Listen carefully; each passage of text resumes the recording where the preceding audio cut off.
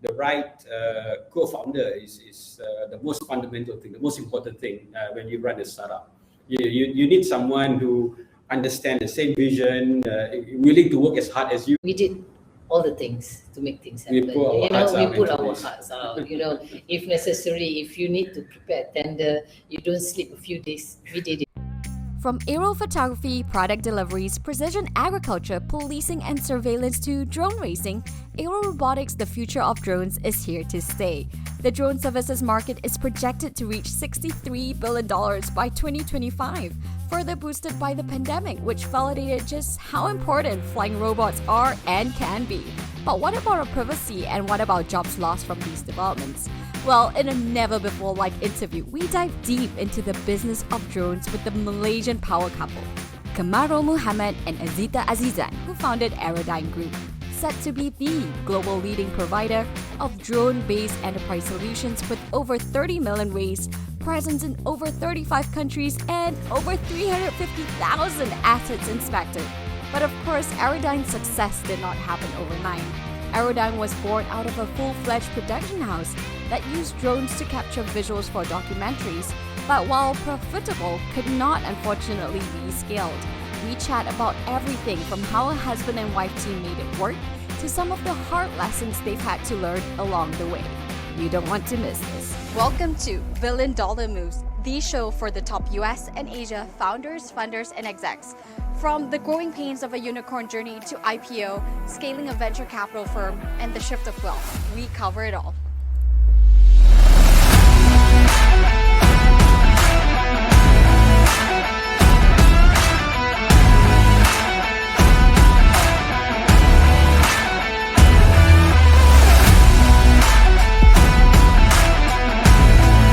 Good afternoon, everyone. It is such a pleasure to be back here.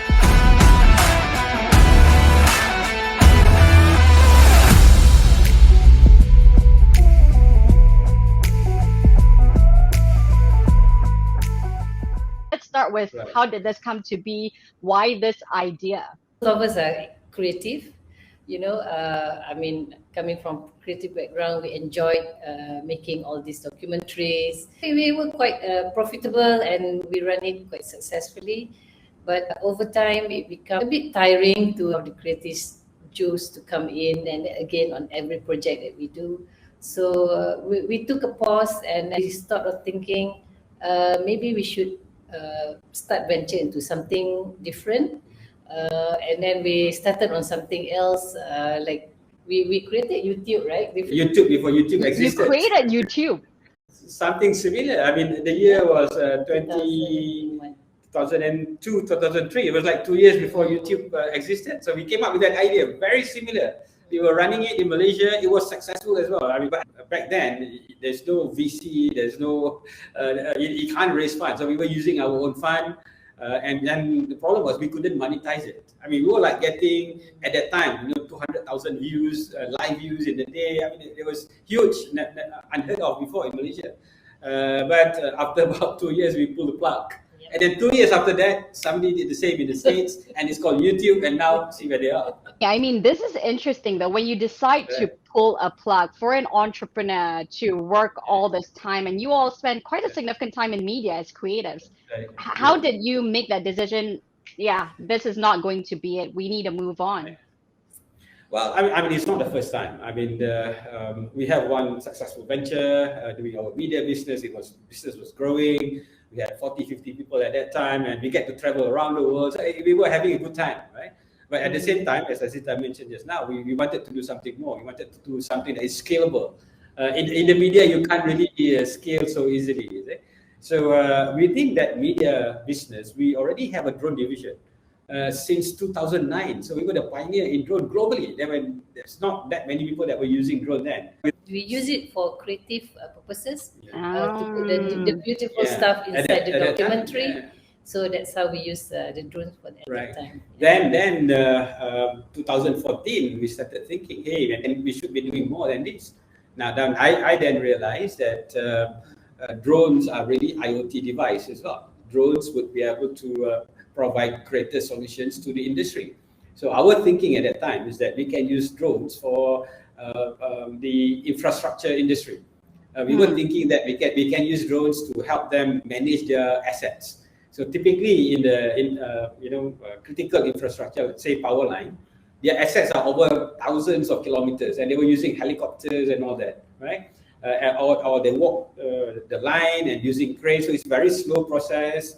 It's dangerous and it's very costly for them.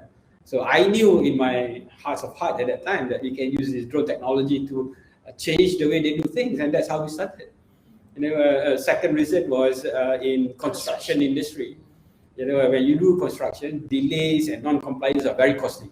At any given time, there are trillions of construction projects around the world. So we came up with this idea, hey, what if we can give good situational awareness, visibility on the construction site, so that decision makers can make decision in near real time. I mean, I had a chat with one of the CEO of one of the largest property company in Malaysia, and he was complaining to me that information comes to him 2 months too late.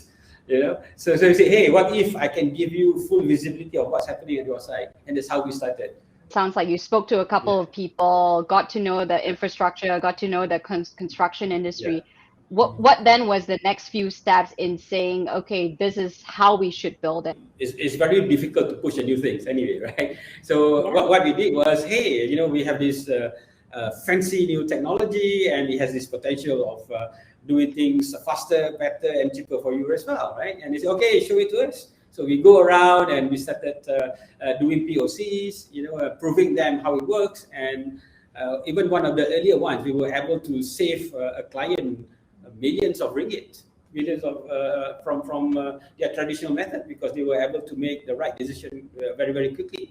And when it comes to the power line, when we started, we were able to do the solutions for them 400% faster, and then saving them 30% at the same time, and the rest is history. That's how we started, basically. But having said that, I mean, to change people's mindset is not easy. Different one industry to the next industry, to be able to convince them that this is the way of the future and all that. I remember the first few projects, it's just like POCs, free of charge. Just let us give the opportunity. Well, actually, the guys that we were working with, they all loved the tech. Their challenge was getting the buy-in from the clients, right? So one thing that helped us as well at that time was PwC came up with clarity from above. They come up with a white paper that talks about drone technology. So it was very, very timely. And they were talking how about 127 billion of industries will be disrupted by drone technologies. So we go around talking about this paper as well, and that helps us quite a bit as well. Then the buy-in starts to come in. Once we were successful to deliver one solution, then the word starts to spread. And for the next 2 years, we were growing our business in Malaysia, starting with the 3 of us, and by the end of the 3rd year, we were already about 100 people. 100 wow. Staff already at that time. Yeah. Wow. So let's talk a little bit about team here. Since you mentioned it started with 3 of you. Kamarul, I know you have mentioned in the past that you had a different co-founder, but then now, of course, you're working with your wife, the boss at home and the boss at one time. So talk to us a little bit. talk to us a little bit about this. I want to hear from him first. And finding the right co-founder is the most fundamental thing, the most important thing when you run a startup. You need someone who understands the same vision, willing to work as hard as you as well. Because here we are, we are putting in everything that we have into this, right? I mean, because we see something big that we wanted to achieve in the future. And in order to do that, it's actually a very difficult journey. If anybody tells us that it's easy, I won't believe that person. It's a very, very tough journey. So I started with another co-founder, and immediately we understood that he's not the right person. He can't put in the hours that we do in terms of commitment also. It's not there. So immediately say, hey, Azita, she was a project director, doing a big project at that time. I was telling her, hey, I need somebody. We are on to something now. I mean, things are growing very, very fast.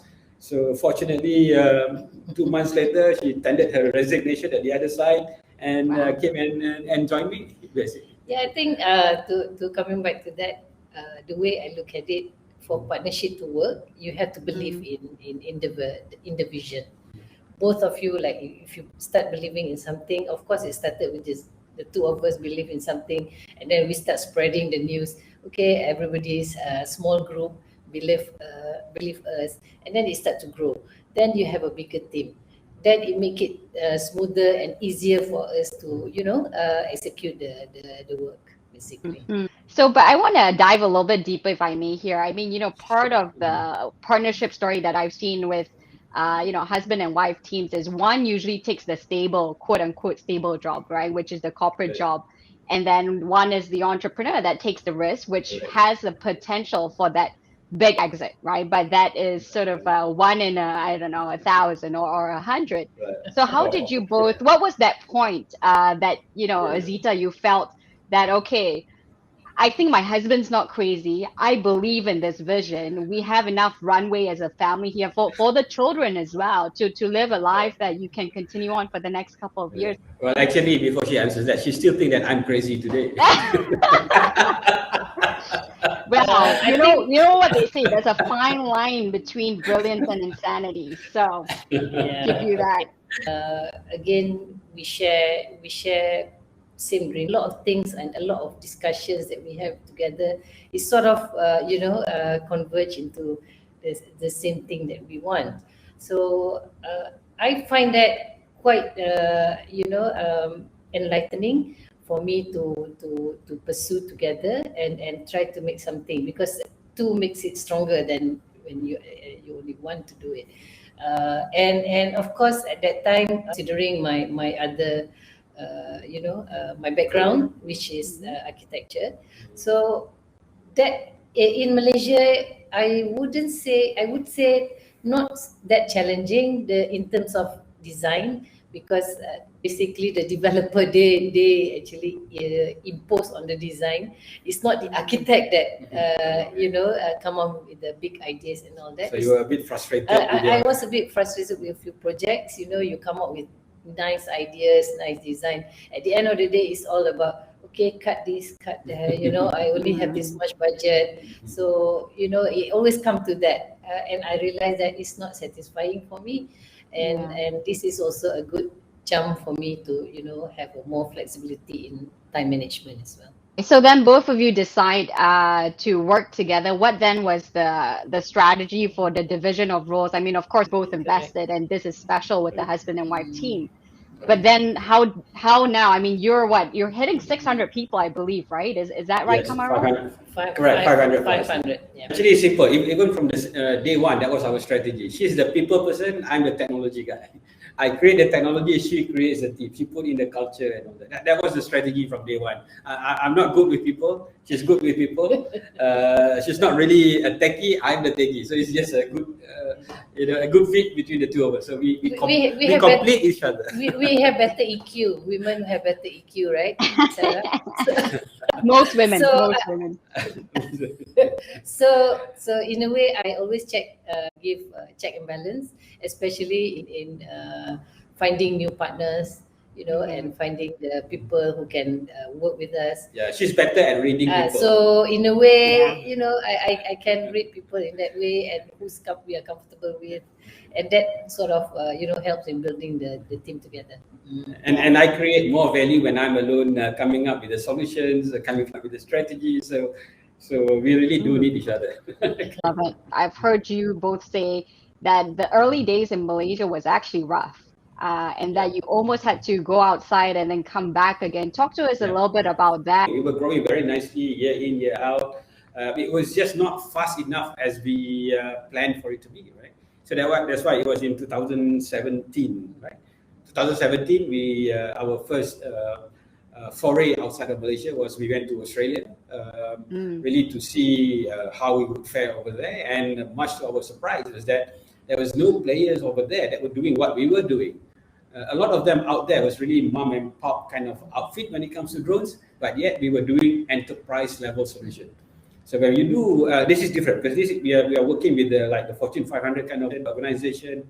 We are doing digital transformation for them. We are delivering. We are able to help them run their businesses faster, better, and cheaper, and they love it because they have not seen anything like that. So when we went there, we were already doing more than 100,000 assets. We already inspected. It was almost mind-blowing for them. They say, "Oh, we have never seen this." And very quickly, we were growing very, very fast in Australia. Within 3 months of us entering Australia, we were doing multi-million-dollar kind of operations already over there. So that was very encouraging for us. So from that success, then we start to look beyond Malaysia, and from that story of us doing pretty decent in Australia, then the Malaysians started to use us as well in Malaysia. MDEC and all that start calling us and collaborate together and see how they can help us for more recognition. So basically, branding and visibility, especially for companies from Malaysia, because Malaysia is not really known as a tech producing country. We do face that issues as well, but at the end of the day, it's the product that speaks for itself. Clients do get actual value from working with us, so that actually help our growth as well. So we validate our solutions outside of the country. We come back and we actually accelerate the growth even further as well. Love it. Well, now that we're talking about the business itself already, let's not forget to, of course, explain this vision that you have and sort of the models is advanced into DT3. Which I want you to expand more about. Talk to us a little bit about the evolution of the business here. I mean, I know for both of you, the vision wasn't crystal clear from day one, as it's not for most entrepreneurs. How did you develop and evolve that vision? As Azita mentioned earlier, we started with visual, right? It was from the agency that we had, right?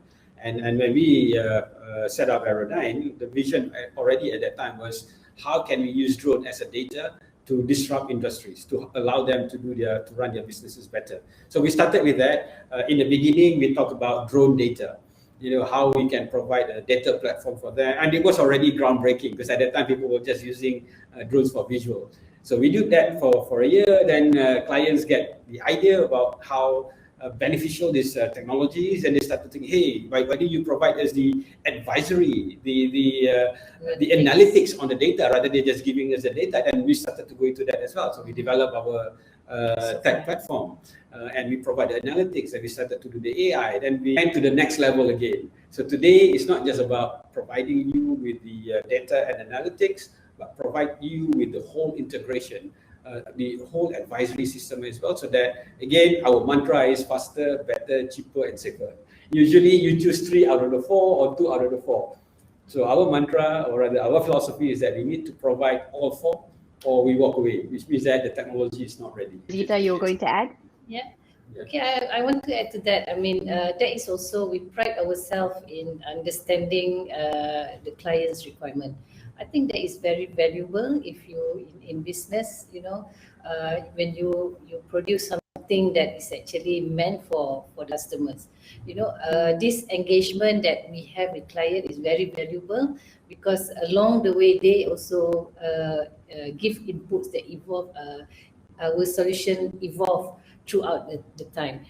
In our case, it's always very much on point to what the client wants. So good fit to what they want. So I think that is also another edge that we provide to our clients. I love that. So it's customization, and this is, I guess, in many ways, you are a classic business case in that you want to really find out what your customer wants, right, and not assume that you know everything. Yeah. We are solutions provider. In fact, that's actually one of our core values. The number 3 is actually we are solutions provider. I mean, we are here because our clients out there have problems, and it's our job to solve them. But what is now the landscape? I mean, the competition seems to be that every other company is doing AI these days, right? Drone in many ways is a means to an end. How are you thinking about your business and making sure that you stay?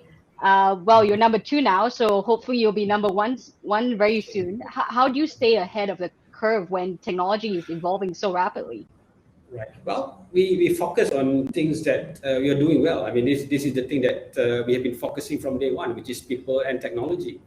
People drive the technology, people develop the technology, and that's Azita's side, to actually build the right team. And we are now hiring not just in Malaysia, we are hiring globally. as well. We are close to 500. We are going to be 3,000 in 2 years. And making sure that our technology is far ahead than competition.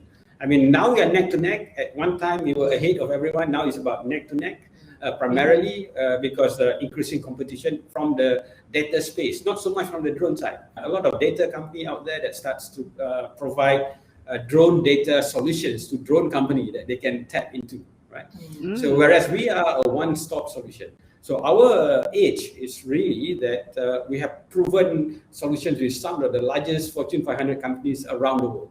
There's not many companies around the world that can say that they have presence in 35 countries. We are probably the only drone company today that can say that with conviction. And we have offices in 12 countries around the world. And we have representative in all of those countries. Even in DC, our number 2 guy, our group CEO is based in the States. So we can reach any customers very, very quickly. When they come to us, we can provide services to you in Russia. You have a subsidiary in Australia. They come to us because you want to be working with one guy that have a proven solutions to you as well, right? So that's our edge, and of course the key focus for us is really about improving the technology. If in the past, what we've been doing in the past was really about our M&A. Today, we have done 7, 8, and we have another 5 M&A coming in. In the past, our M&A was about giving us the market access, opening those countries for us. Now, the next round is about technology acquisition. For us right now, to make sure that we stay ahead, it's actually about acquiring all of this top technology as well, or potential top technology. And we are hiring like crazy. Even today, we just hired 2 CTOs. Not 1 CTOs, we have 2 CTOs in the companies as well. So that's what we do. It's very competitive, very competitive environment, especially in tech industry, as you know it. So we always, on the verge of the new tech that's coming up, and then we have to adapt very fast, and always have to think of how to be different from the rest of the team. So of course, naturally, software is actually one of our key factors, and that is something that we are focusing on. And even the tech and deep tech people, those are our focus at the moment with the HR strategies and all that. Yeah. For example, we just closed the largest digital twin projects in Australia. Again, just 2 months ago, right? So those are again a testimony of our technology. We focus on large scale operations. We don't do small, right? So for one client, we could be doing work for them in Nigeria and at the same time in Australia. So all the efforts that we have done over the past 3 years is actually providing or rather setting up the infrastructure so that we can provide that level of services to our customers. We can deploy our team anywhere in the world very, very quickly. Today, we are looking at around 3 days for us to do that, assuming there's no regulatory constraint. But we can deploy our team anywhere in the world within 3 days. Fantastic. Lots to unpack there. So first of all, you started with a market share play, right? I mean, this game, it sounds like because you were targeting multinationals, you were targeting people with operations around the world, you needed to be in those places. And therefore, partnered up with many different companies. And I've heard your strategy of recent also, it's a lot of it is controlling stake, right? In terms of the acquisitions that you're looking at. How did you think about partnerships here in terms of which was the right country to expand into, the right resources, and also, Azita's sweet spot here, which is who are the right people that you want to be spending your time with as partners in this vision that you have? Easily identify the key markets: America, India, China, Indonesia. These are future big markets, and Europe as well. So that's why we have been focusing in those countries. What I do is actually evaluate these from a technical point of view, from financial point of view, and Azita analyze the people side. If she say yes, then we do it. If she say no, I don't feel comfortable, most of the time she's right, right? So it's actually that's the tech thing that we do over here. I think the partners that actually can fit with the technology that we are developing together. For example, the biggest drone company in Middle East. So of course they have the network and the strength, market access in that country. So that sounds like something that we want to work with. I mean, the criteria or the profile that we want to work with. So what's next? So of course we did the duty, the evaluation in terms of their financial and all that. Next is basically to know who they are, and then getting to know them better. So this is more like, it's really a friendship kind of evaluation. We meet normally we meet. Yeah. We have to meet them and over dinner, and then we spend a few days in their countries. After all, we're going to be spending a lot of time with them, so we must feel comfortable with one another. And they do come over. I mean, like the Japanese, for example, it's very hard to penetrate into their trust. So we spend quite a bit of going back and forth. Japan, they came to Malaysia, and then a few rounds of getting to know each other. Then we feel the comfort. So it's trust. It's all about trust, right? It's about building trust. Whether this is someone that we can build that relationship. So that's her part. She can see that better. Yeah, and Azita, this gut feeling that women have, I think this is a special thing that we all have. What I want to ask you is, when you look at the partnerships that you've broken over the years, what is it about them that made you comfortable in saying, yeah, this is the right one? What if someone was thinking, because we have a lot of founders that are at the growth stages, right? So they're at the inflection point where partnerships can make or break the business, because it's your brand, it's everything that you've built over the years. So it is very scary, actually. How do you think about, what are the top 3 qualities that you look for in a partner as you're thinking about integration? I think first of all is the technical. I think that is something Kamarul look at, the technical ability of growing together. I think for me, I'm looking at the culture fit, because we are Asian, we are Malaysian, so I know how my team back home going to interact with all these guys as well, and I have to take care of some of the senior management that are already good and we already groom over time. So these are the people that we want to, they have to engage and they have to like each other.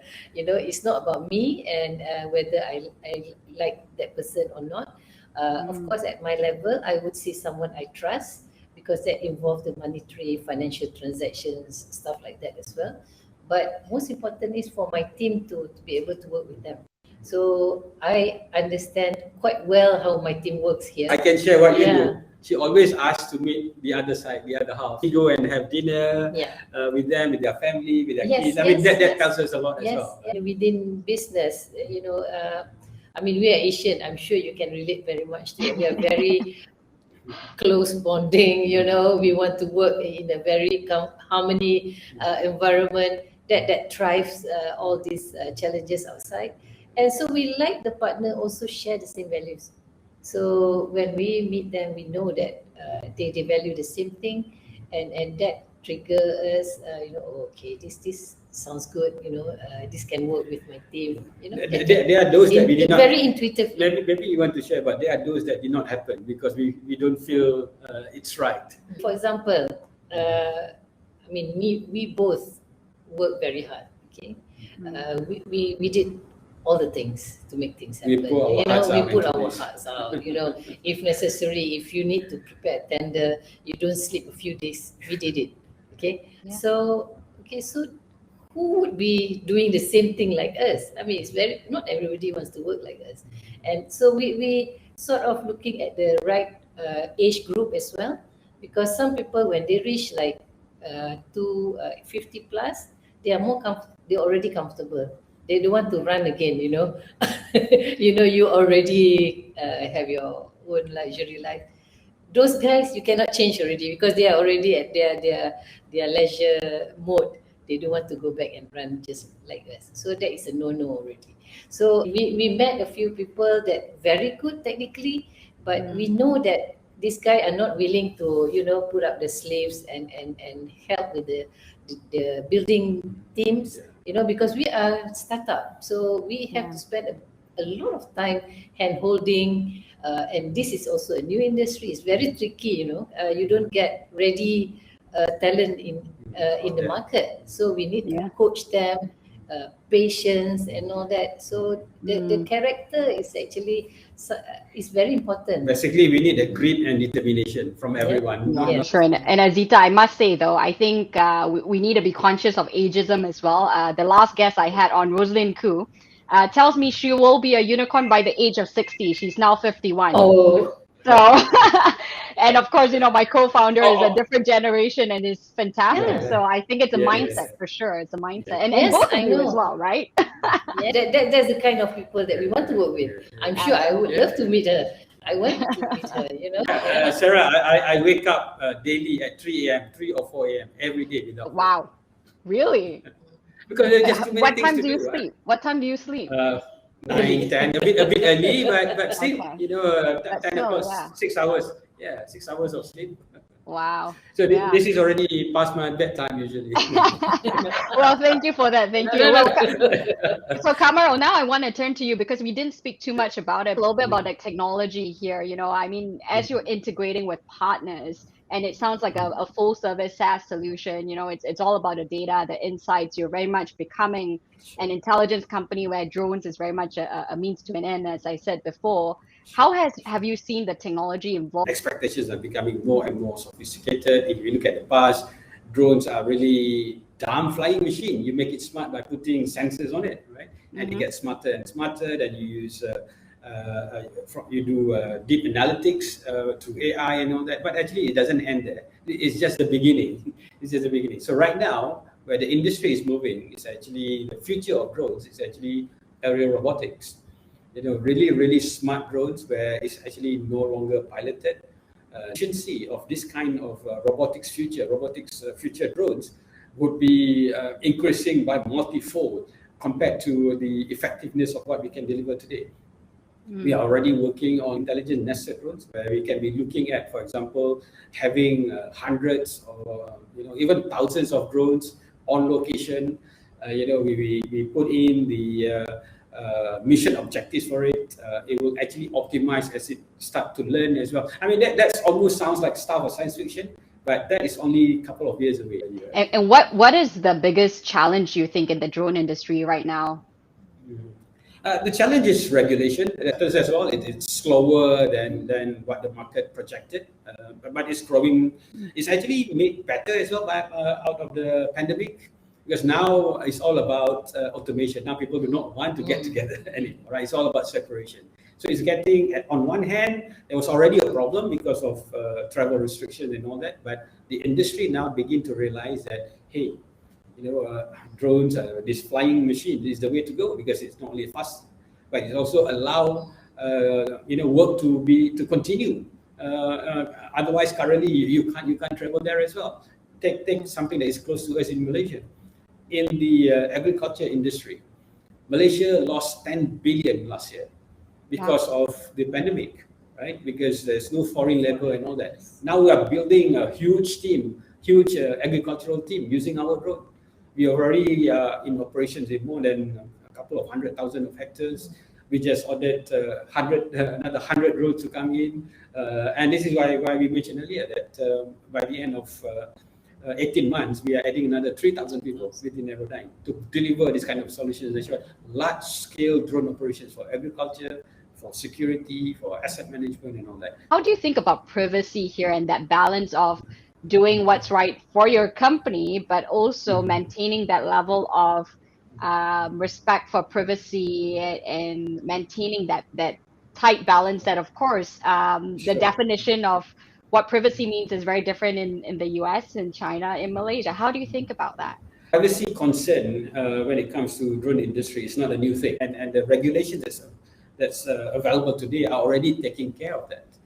For example, today there are areas that you cannot fly, you cannot even come close to any buildings. So it's already taking care of the privacy concerns. I mean, there's a lot of debate on this, but I do feel that is more or less already addressed. The other thing that I was talking about, how regulatory is in a way a minor roadblock at this current time, is that at the moment any autonomous flight is not something that is being looked at by the regulators very favorably as well. But again, I come from the stand that people are always afraid of what they don't understand. It is now our role to go in and educate the market. There's a lot of safety measures that is already being put into here as well. And it's all about the benefit of mankind. All of these things that we talk about is actually about providing equality. Think of it this way, right? All of this dangerous job, all of this unfulfilling work and low pay work that been done by the laborers can be replaced by machine, right? I mean, people, if they have the options, they don't want to be working in the plantation. They don't want to be toiling under the hot sun, walking along the power lines or even doing all of this inspection. It's unfulfilling, right? So what we are doing is actually providing that equality, so that providing through technology, so that everybody can be involved in this. We can train all of these people. Our approach has always been about creating good employment for everyone by using technology, and at the same time, areas where we actually disrupt the operations, where we no longer need the labor, we actually onboard them to be part of Aerodyne. We train them using drones. We train them about doing the analytics as well. It's about actually changing the society. So, for example, we are already doing the Uberization of agriculture, right? Malaysia have a very big land, and we are starting in Malaysia. We are validating our solutions just in year 1 in Malaysia, and we are going out of Malaysia. We already have plans for India, Indonesia, Thailand, and Middle East. That's our plan, right? But this is like gig economy, gig players, right? So if you talk about Uber, for example, people have cars, but drones, I mean, not everybody have drones, and especially these industrial drones that may cost them in dollars, maybe $20,000. So not everybody have this. So we change the business model a little bit. You can lease those drones from us, and you can operate them where you feel comfortable. You can work from your hometown or the city that you live in, and that's the slight tweak to the Uberization strategy. I like that. And we already have a huge uptake here. So it's about creating employment. It's about giving them hope, really. In Malaysia, a lot of unemployment. Now they can actually sign in to be part of Agrimo. They can lease our drones and earn a good living. Love it. And talking about Malaysia, Azita, I know you mentioned during COVID as well, you all worked with the police and built that opportunity. Can you share with us a little bit about that, Azita? I mean, I just love how you saw that opportunity in a time of a crisis there. Because when we were hit by MCO, it's just like the lockdown, like everybody was, oh, what do we do now, and then suddenly on my responsibility, I have this 100 staff. What do you give them to engage with the police? Because at that time, they were also looking for the hotspots where they want to disperse the crowd. So we engage with them, and then we say, oh, okay, why not we can pass some of these boys to be helping the police. It's quite effective, and the police loves it. And then they keep calling, do you have more teams? I'm having all these crises, this state, and then it just, develop from there. And for us, there is also an opportunity to even start a new solution. And then we start thinking, hey, this can be our new, vertical as well. Where and that was purely CSR. I mean, we didn't charge. We were on the field for 4 months. And one interesting fact was the team flew twice around the world collectively. In total. Wow. Can you imagine that? It's a long flight. We provided the services of 30 teams, 30 teams, pro bono CSR to the Malaysian government, through the Malaysian police. Because all of these are recorded and even through our analytics platform, allowing them to predict where it's coming and where all these non-compliance are happening. And from the record, one fine day, we were just looking at the record, we were surprised, hey, the guys have traveled close to 70,000 kilometers because all the flights are locked. And that's like twice around the world. I really love that. I mean, sometimes through entrepreneurship, right, you're so focused on driving revenues and it's nickel and diming, but situations like this exactly show how, have an abundance mentality, right? Even when you started Kamarul, your proof of concepts, you were saying you were doing it for free because you wanted to get in there, and it all comes back. So I love that. Well, what a great way to segue now into billion-dollar questions. So quick questions for both of you. Are we ready? Okay. Right. Fire away. Let's start with Azita. What is your highest high and your lowest low? I'm very proud when actually investors came and for the funding for our series They believe in seriously, it. very serious. So in a way, wow, these people believe in us, not just us, you know. And then when investor come in, that is for me, it's really a big pride and big achievement. What's your And goal? your Oh, my lowest low. Okay, my lowest point. Of course, when we grow too fast, you know, and suddenly you realize like, oh, my babies are not ready to take up this job.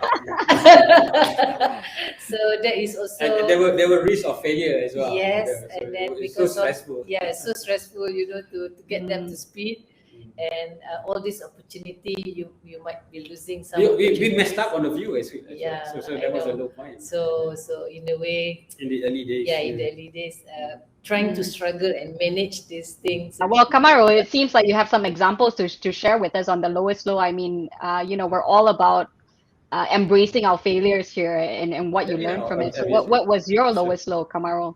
Lost a few deals in the beginning, primarily because we couldn't grow fast enough, and it was like we were already growing like crazy. I mean, it was like 3 years down the road after our inception. There were a lot of opportunities, and here we are scrambling to build the team, and the team couldn't learn fast enough. And there was again we had a cultural clash as well, because there's no time for us to onboard them as well. So we spent a lot of time building this team, only to tell them, hey, I'm sorry guys, it just doesn't work. Basically, we couldn't wait. Yeah. So at one time we sort of cut off about 30 people, I think. Yeah, because it was it became a huge liability for us as well at that time. Again, cultural differences. There's no fit, and we were hiring because we have jobs to deliver, right? So that was a tough period as well for us. That also like a realization that we have to start making difficult decisions, you know, for the company to grow. You know, you cannot be thinking that you will be having a good decision all the way, but when you first realize that, oh gosh, there's more to come, you know, you need to be able to make difficult decision that the company grows, difficult decision that the company grows. So that's also a lesson learned. Yeah. Kamarul, when you think of the word successful, who do you think of and why? I'm a big fan of the late Steve Jobs. You know, he went through huge trouble. He was booted out of his own company, and he's very driven, and he has crazy attention to detail. That sounds like me. I mean, everyone is complaining. You know, in fact, my mantra to everyone, you know, remember what Giorgio Armani says: to do anything exceptional at all, your mind has to be, you know, constantly focused on the smallest details. And I'm very difficult boss to please, because I really push the limit. Really. The devil is in the details. Azita, what's the worst advice you've heard being given, or that you've been given? Worst advice. Don't do it lah. You know, this is not something that can happen. You know, it's like too much trouble that you have to put in so much money, and you still not sure what's coming up. So those are the kind of. How do you turn that around? I mean, when you've been told such negative things. Okay, actually, it's about proving them wrong. It is not about trying to change their mindset. It's just doing what you believe in. So because of we have a strong belief in it, we just do it. You know? Yeah. Well, entrepreneurs have to be stubborn for a certain reason, right? To succeed. Kamarul, what is a common misconception about you? Everyone thinks that I love the limelight, because I do talks every week, everywhere. You know, but actually I'm not. I'm a very quiet person. I enjoy my own self. You know, I'm not an extrovert. I'm very much an introvert. I do things because this is what I have to do to build my company, to build the company. Hardest lesson that you've had to learn as a leader? Let's start with Azita, but this is one I want to point to both of you. Okay, I think being firm and sometimes stern and unforgiving, maybe. You know, because I'm the type of person who is always accommodating. You know, that's why I'm comfortable with people and try to develop them. But soon I realized that I can't be continuing doing that if for the sake of the company. I have to be very selective and be firm who I want to work with and who they are not able to work with us. So that's something I have to learn to adapt. And Kamarul, how about you? I think the hardest lesson is just not to take things personally, because people are just different. We just let people do their stuff. People may hurt you by doing or not doing what you want to do them, what we want them to do. But at the end of the day, to just not take things personally. So. Azita, what's your productivity hack? Quiet time before I start something. So the first thing I would declutter, my workspace, and then to-do list is a traditional way. I still do it. Come up with a to-do list, and of course, quiet and coffee. So I love that. If I'm at home, I would prefer to have a shower first. Then freshen up and okay, that's about it. Also, Malaysia is very hot, so people should understand that. So when I'm nodding my head, I get you. Panas. So you better have a quick shower and fresh. Sure. Okay, Kamarul, guilty pleasure. A guilty pleasure. So it could be a habit. It could be something that you do that gives you makes your life incrementally better. Despite my crazy schedule, I do still play games. I play games on my mobile device. I mean, it keeps me alert. I mean, I still play games despite my busy schedule. And finally, for both of you, what is the vision for the power couple, Kamarul and Azita, in the next 5 years? Let's start with Azita.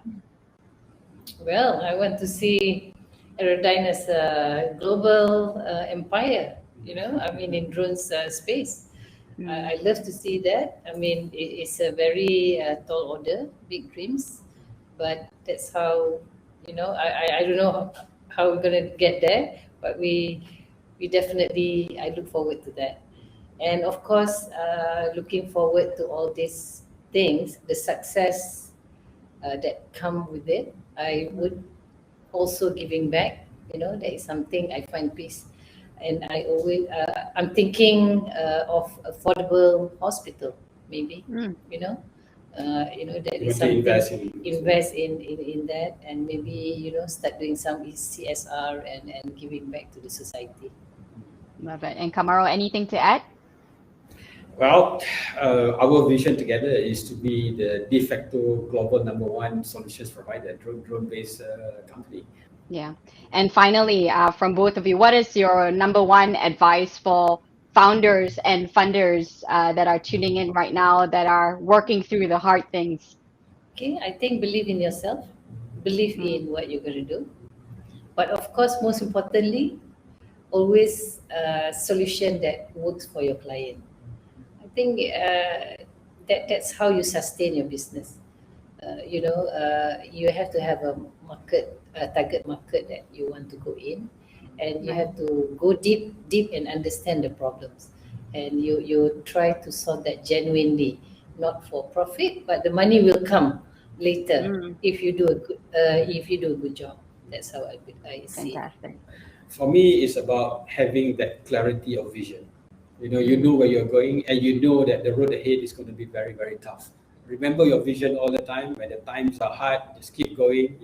You want to change the future. You don't want the future to define you, right? So just keep going. Be relentless. Have that grit and determination. The times will get hard, but remember why you are doing this in the first place. And the only way to go there is to just keep solving this problem one after another. Well, that is a perfect way to end, Kamarul and Azita, in being relentless in building your global empire. And I am so thrilled that you've spent the last power hour with us, really going deep and being really frank about some of the hard stuff. So excited for you all, and what's next for you. Right. Thank you for having us. Thank you for having us. Thank you all for watching, and be sure to like, share, subscribe, and we will see you again next week.